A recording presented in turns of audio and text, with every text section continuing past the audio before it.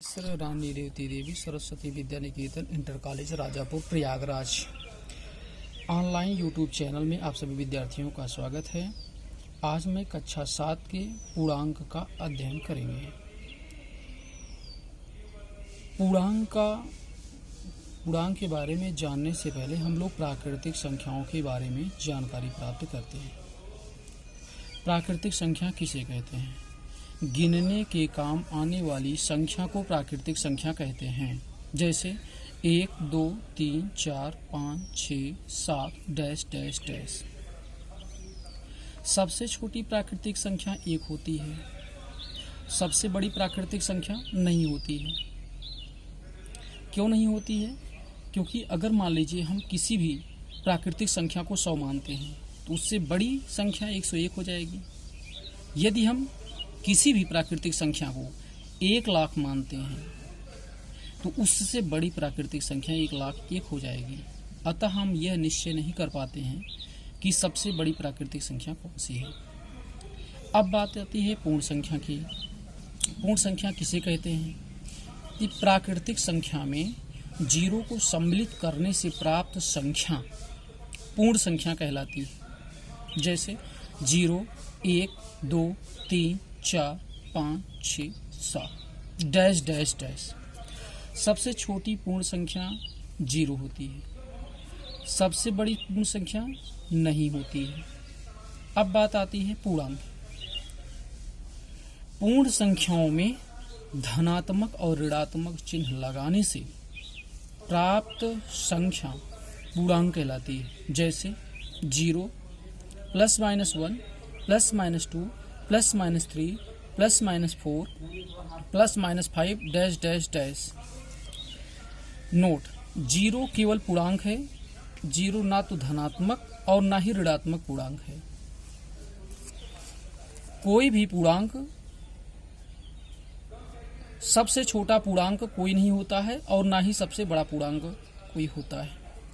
धनात्मक पूर्णांक धन 1, धन 2, धन 3, धन 4, धन 5 डैश डैश डैश धनात्मक पूर्णांक कहलाता है।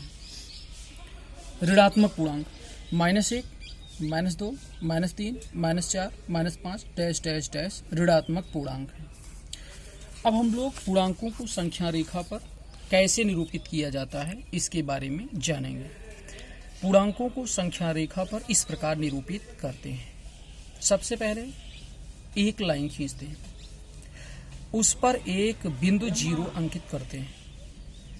0 के बाईं ओर ऋणात्मक संख्याओं को जैसे -1, -2, -3, -4, -5, -6 डैश डैश डैश, और 0 के दाहिनी तरफ धनात्मक संख्याओं को +1, +2, +3, +4, +5, +6 डैश डैश डैश। प्रत्येक पूर्णांक अपने बाईं ओर के पूर्णांक से बड़े तथा प्रत्येक पूर्णांक अपने दाईं ओर के पूर्णांक से छोटे होते हैं। अब हम इसके बाद प्रश्नावली 1.1 पर आते हैं। जैसे मान लीजिए आपके पास कोई क्वेश्चन है, किसी विशिष्ट दिन विभिन्न स्थानों के तापमानों को डिग्री सेल्सियस में निम्नलिखित संख्या रेखा द्वारा दर्शाया गया है। संख्या रेखा ये है। इस पर दिया गया है लाहौल स्पीति, श्रीनगर, शिमला, ऊटी, बेंगलोर। अब इसमें क्वेश्चन है, इस संख्या रेखा को देखिए और इस पर अंकित स्थानों के तापमान लिखिए। क्वेश्चन नंबर बी, उपर्युक्त स्थानों में से सबसे गर्म और सबसे ठंडे स्थानों के तापमानों में क्या अंतर है? क्वेश्चन नंबर सी है, लाहौल स्पीति एवं श्रीनगर के तापमानों में क्या अंतर है? क्वेश्चन नंबर डी, क्या हम कह सकते हैं कि शिमला और श्रीनगर के तापमानों का योग शिमला के तापमान से कम है?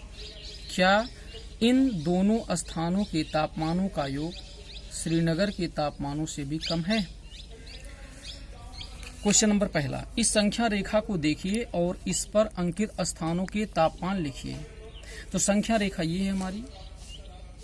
इस पर विभिन्न स्थानों को देख करके उनका तापमान लिखना है। जैसे पहला है लाहौल स्पीति।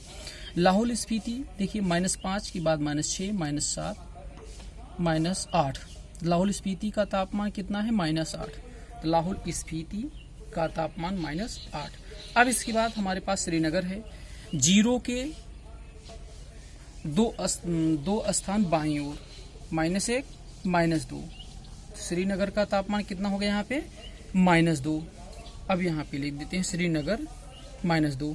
अब इसके बाद क्या है? शिमला है। शिमला किस 5वें स्थान पे है?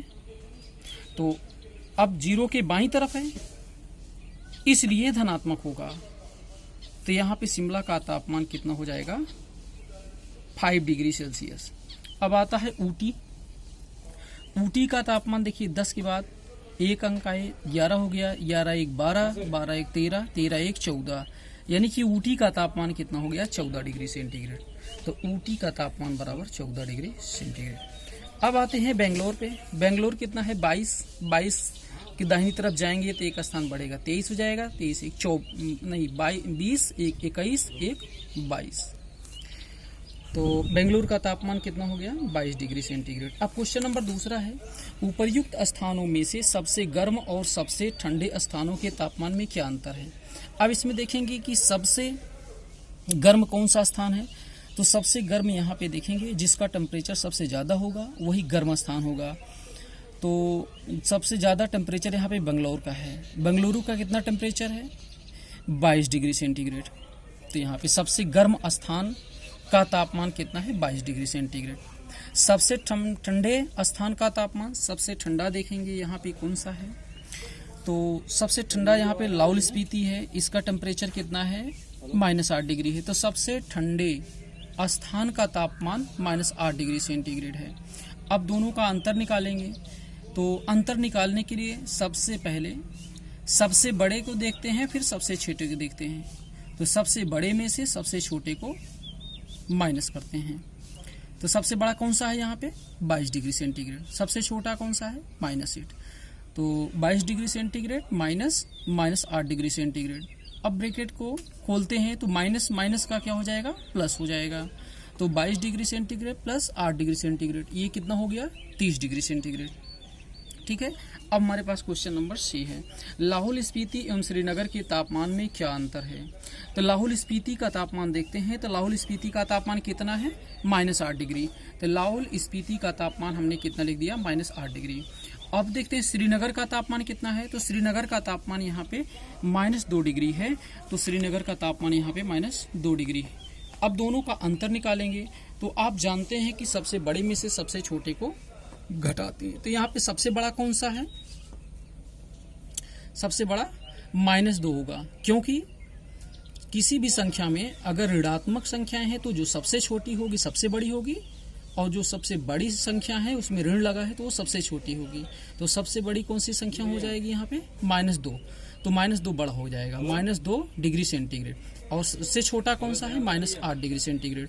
तो -2 में से -8 को घटाएंगे तो -2 degree centigrade, -2 degree centigrade -8 degree centigrade. अब ब्रैकेट को खोलते हैं तो -2 degree centigrade plus 8 degree centigrade. तो ये 8 में से 2 को माइनस करेंगे तो यहाँ पे कितना हो जाएगा? 6 डिग्री सेंटीग्रेड। अब क्वेश्चन नंबर D है, क्या हम ये कह सकते हैं कि शिमला और श्रीनगर के तापमान का योग शिमला के तापमान से कम है? क्या इन दोनों स्थानों के तापमानों का योग श्रीनगर के तापमान से कम है? तो सबसे पहले हम शिमला और श्रीनगर के तापमानों को जोड़ते हैं। तो शिमला और श्रीनगर का तापमान, शिमला का तापमान आप देखे ही हैं कितना है? 5 डिग्री सेंटीग्रेड है। और श्रीनगर का तापमान -2 डिग्री सेंटीग्रेड है। दोनों को जोड़ेंगे तो 5 degree centigrade plus -2 degree centigrade. Bracket को ओपन करेंगे तो प्लस माइनस हो जाएगा। 5 डिग्री सेंटीग्रेड में से 2 डिग्री सेंटीग्रेड को माइनस करेंगे तो यहाँ पे कितना मिलेगा हमको? 3 डिग्री सेंटीग्रेड मिलेगा। तो और उसके बाद शिमला का तापमान 5 डिग्री सेंटीग्रेड है। अब देखिए 3 डिग्री सेंटीग्रेड बड़ा होगा कि 5 डिग्री सेंटीग्रेड? तो 5 डिग्री सेंटीग्रेड बड़ा होगा। तो इसका मतलब ये हुआ कि शिमला और श्रीनगर के तापमान का योग शिमला के तापमान से कम है। अतः शिमला और श्रीनगर के तापमानों का योग शिमला के तापमान से कम है। अब श्रीनगर का तापमान देखेंगे कितना है। श्रीनगर का तापमान कितना है? -2 डिग्री सेंटीग्रेड। तो -2 डिग्री सेंटीग्रेड 3 डिग्री सेंटीग्रेड से छोटा है। तो अब इससे निष्कर्ष निकलता है कि इन दोनों के तापमानों का, इन दोनों का मतलब ये हुआ कि शिमला और श्रीनगर के तापमान का योग श्रीनगर के तापमान से कम नहीं है, यानी कि श्रीनगर का तापमान श्रीनगर और शिमला के तापमान से कम है। क्वेश्चन नंबर अगला है, किसी प्रश्नोत्तरी में सही उत्तर के लिए धनात्मक अंक दिए जाते हैं और गलत उत्तर के लिए ऋणात्मक अंक दिए जाते हैं।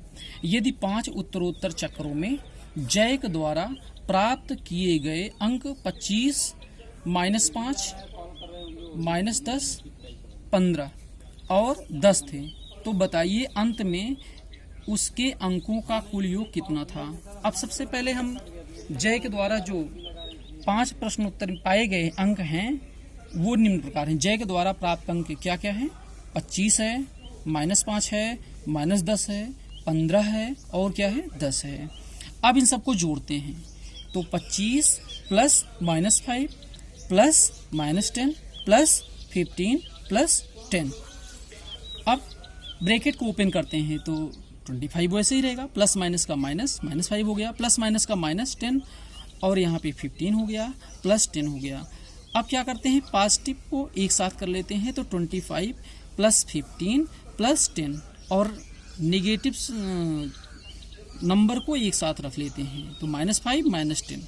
तो 25 प्लस 15 प्लस 10 कितना हो जाएगा? 50 और -5 -10 क्या हो जाएगा? सेम साइन है, आपस में ऐड हो जाएंगे। ये कितना हो जाएगा? -15। 50 में से 15 को माइनस कर देंगे, कितना मिल जाएगा? 35। समझ में आ गया प्यारे बच्चों? अच्छा, अब क्वेश्चन नंबर अगला। सोमवार को श्रीनगर का तापमान -5 डिग्री सेंटीग्रेड था और मंगलवार को तापमान 2 डिग्री सेंटीग्रेड कम हो गया। यानी कि सोमवार का तापमान जो था वो -5 डिग्री था और मंगलवार का तापमान 2 डिग्री सेंटीग्रेड कम हो गया। मंगलवार को श्रीनगर का तापमान क्या था?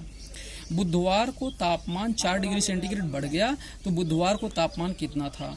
अब यहाँ पे सबसे पहले हम देखेंगे कि सोमवार को श्रीनगर का तापमान कितना था। तो सोमवार को श्रीनगर का तापमान कितना है? -5 डिग्री सेंटीग्रेड। तो मंगलवार को कम हुआ, कितना कम हुआ? 2 डिग्री सेंटीग्रेड। तो अब मंगलवार को श्रीनगर का तापमान कितना हुआ? क्योंकि पहले कितना था? -5 डिग्री सेंटीग्रेड था और फिर कितना कम हुआ? 2 डिग्री सेंटीग्रेड। -5 में से 2 और कम हो गया, तो इसका मतलब क्या करेंगे? इसको माइनस कर देंगे। तो -5 डिग्री सेंटीग्रेड -2 डिग्री सेंटीग्रेड, ये कितना हो गया? -7 डिग्री सेंटीग्रेड। अब बुधवार का बढ़ा तापमान कितना बढ़ गया था? 4 डिग्री सेंटीग्रेड बढ़ा था। तो बुधवार का तापमान 4 डिग्री सेंटीग्रेड बढ़ा। अब बुधवार का तापमान ज्ञात करने के लिए मंगलवार के तापमान में जोड़ देंगे। तो बुधवार का तापमान -7 degree centigrade plus 4 degree centigrade बराबर -3 डिग्री सेंटीग्रेड। अब बाकी जो बचा हुआ सवाल है उसका हम नेक्स्ट वीडियो में आपको सॉल्यूशन देंगे। धन्यवाद।